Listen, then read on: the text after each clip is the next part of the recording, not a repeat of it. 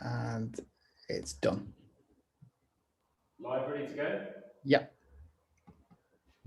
Hi everyone, my name's Rishi, I'm the Chancellor of the Exchequer. Thank you for joining our YouTube live event. Coming to you today direct, I'm in Edinburgh, because we're going to talk about the importance of the tourism industry to the Scottish economy and the UK economy, and the challenging year that it's had. I'm going to introduce some of our panelists in a second, but we're joined by some of the most renowned and well-loved tourist institutions in Scotland to help us talk through these things. But it's just when I think about how important this industry is, bear in mind that there have been, if you look at the year before the pandemic, over 100 million visitors to Scottish tourism bodies and institutions, almost 20 million overnight visitors as well. So enormously important for the economy, which is why the government has provided tens of billions of pounds worth of support to help get through this last period, which has been really difficult. But also these institutions and organisations have done an enormous job on their part to adapt and evolve to the circumstances,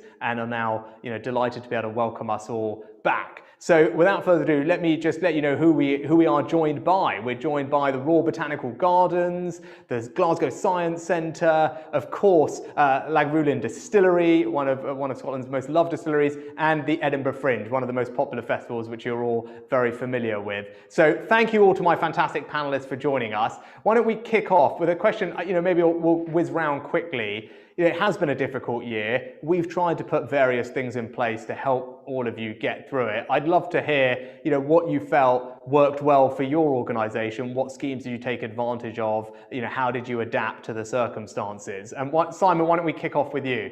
Yeah, thank you, Chancellor. It has obviously been a difficult year. We get 1 million visitors in a normal year, and our income, went to nothing. We're bouncing back now. We would not be in the position we are without the government support. That's both the Westminster government, of course, the Scottish government. So that has managed us to keep the show on the road.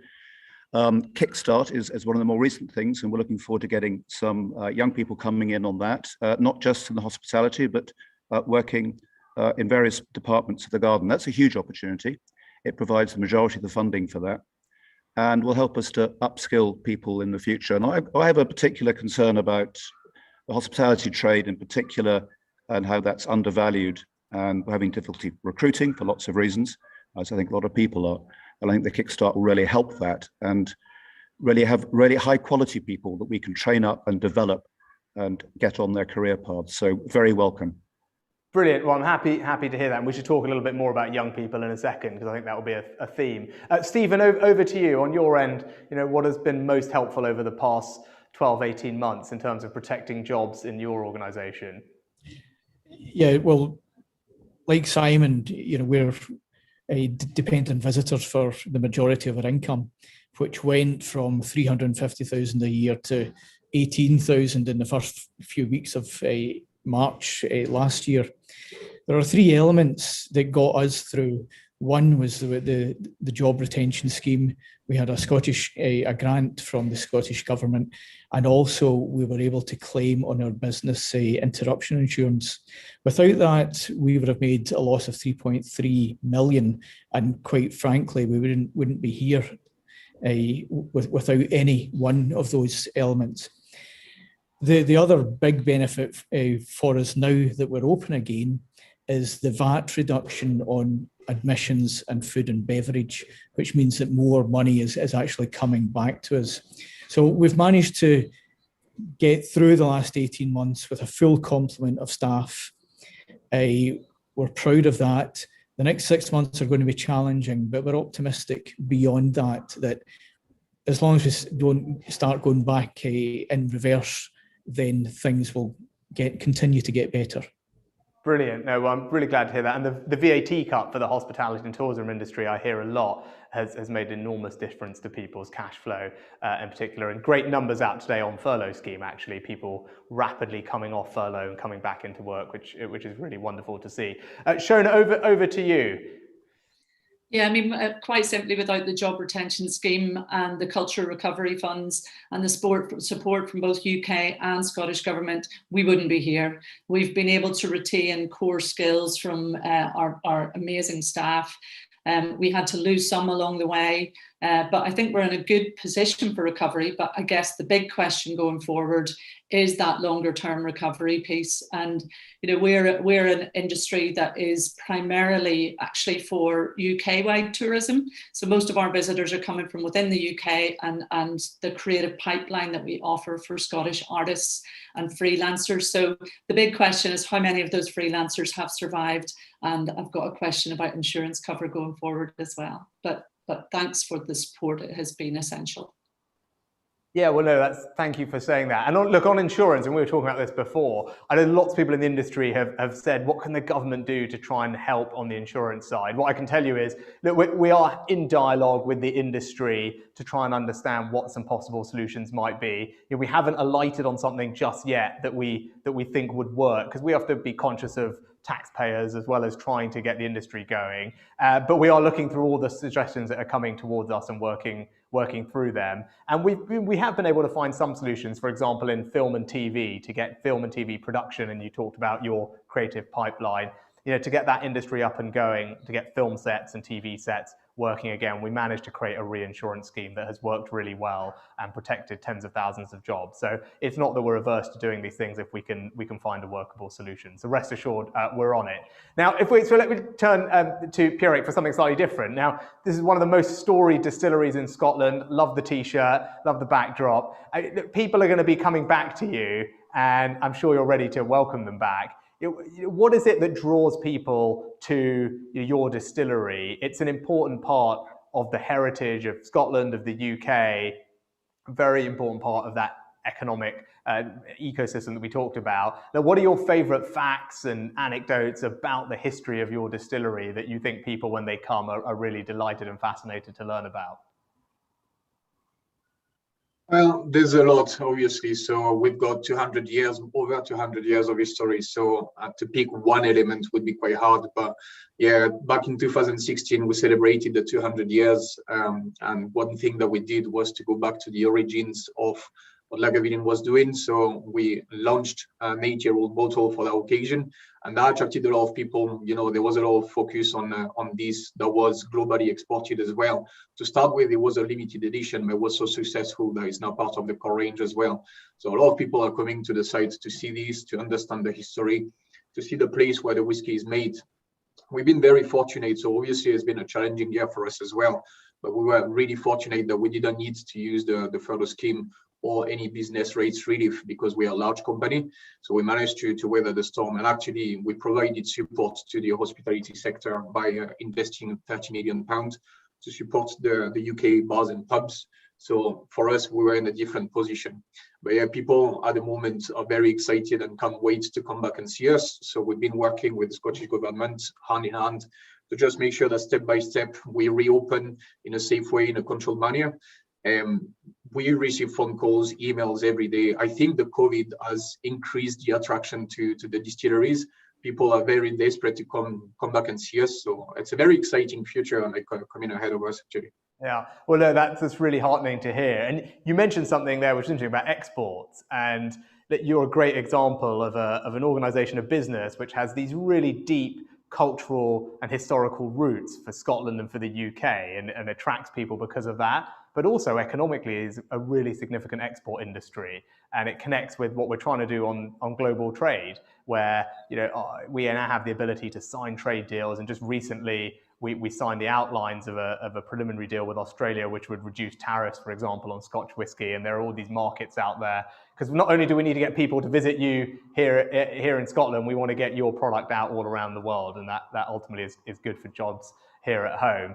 If I could pick up, Simon, on something that you touched on. You talked about Kickstart and the importance of young people. I'd love to hear a little bit more about that. It's always been top of my mind throughout this crisis, the impact that this has had on young people, because they disproportionately work in sectors, like you said, in hospitality, where we've seen the biggest job losses.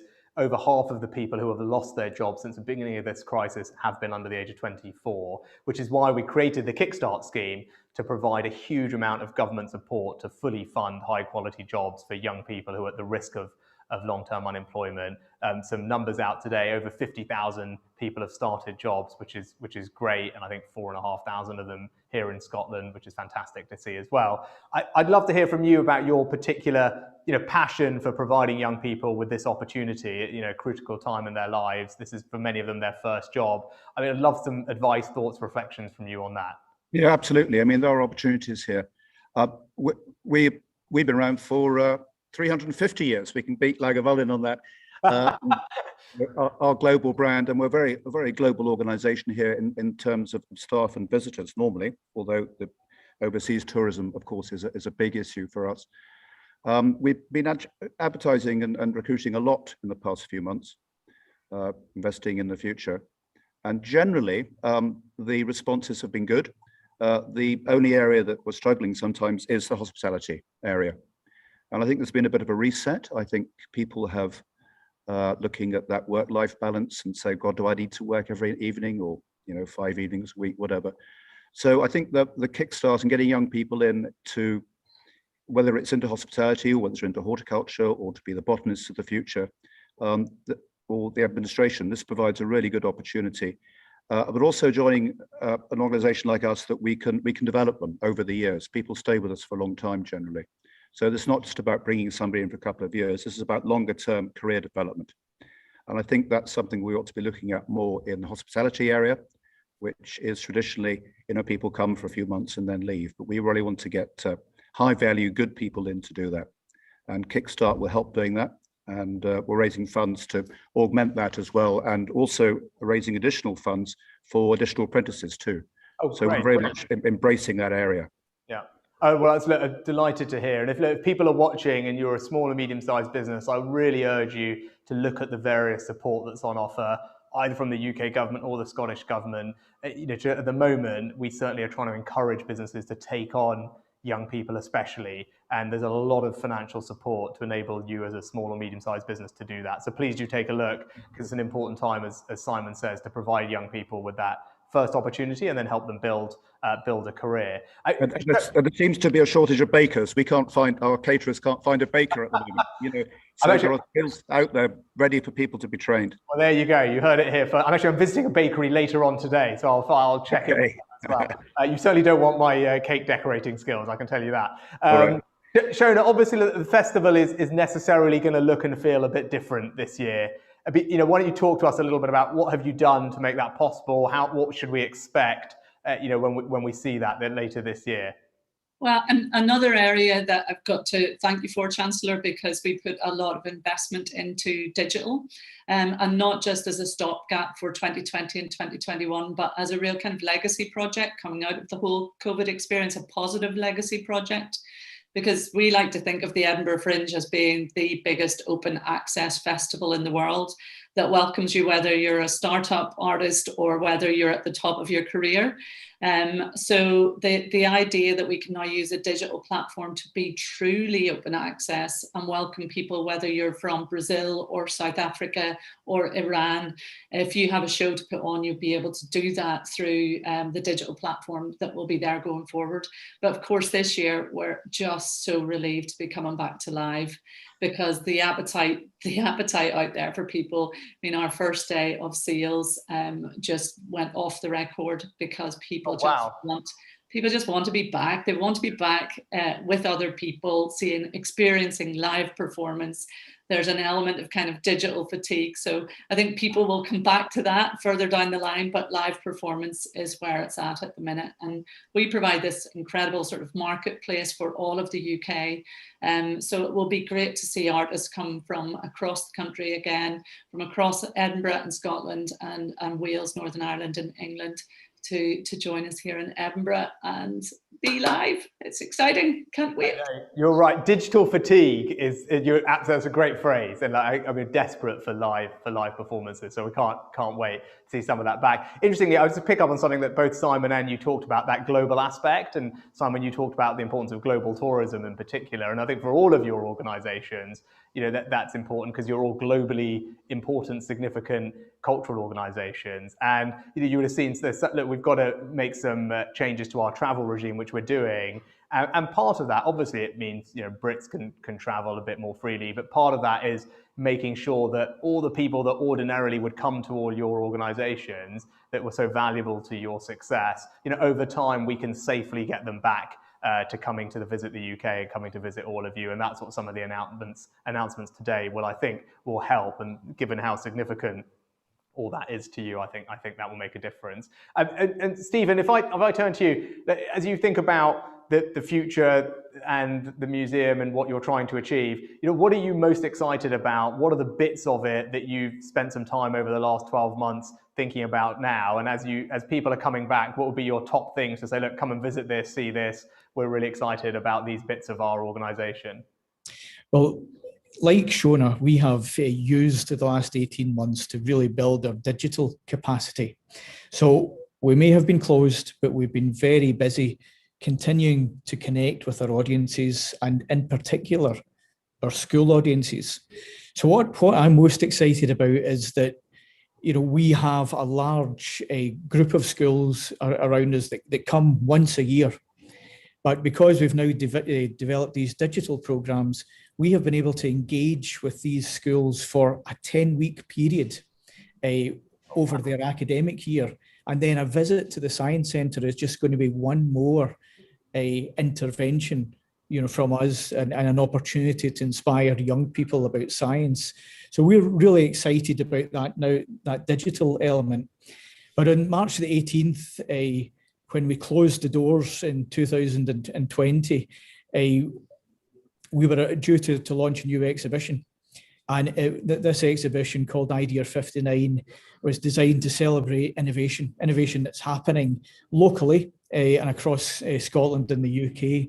And we look at themes such as stratified medicine, artificial intelligence, quantum computing, data,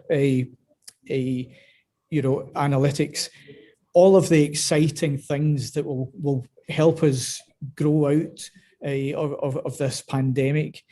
So it's been under wraps for 18 months. It's still brand shiny and new, and I've been really enjoying, watching our visitors come back and interact with that.